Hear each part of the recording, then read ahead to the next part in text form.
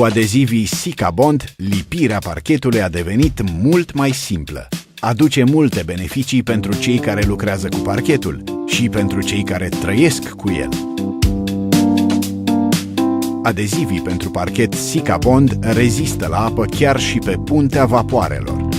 Adezivii Sicabond asigură distribuția egală a greutății, rezultând o lipire puternică și rezistentă.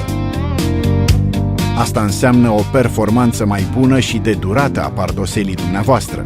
Adezivii pentru parchet Sicabond îmbunătățesc calitatea vieții, îmbunătățesc comportamentul la zgomot a pardoselii dumneavoastră.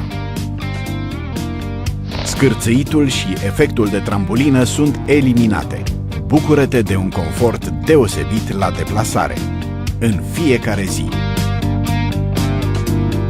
Pardoseala din lemn creează un efect deosebit în locuința dumneavoastră.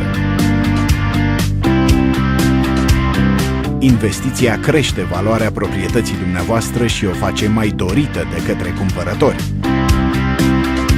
Sicabond reprezintă și soluția pentru renovările fără probleme. Folosind Sicabond, puteți lipi parchetul masiv direct peste plăcile ceramice sau alt parchet deja existent. Pardoseala veche devine nouă, fără mizerie sau praf.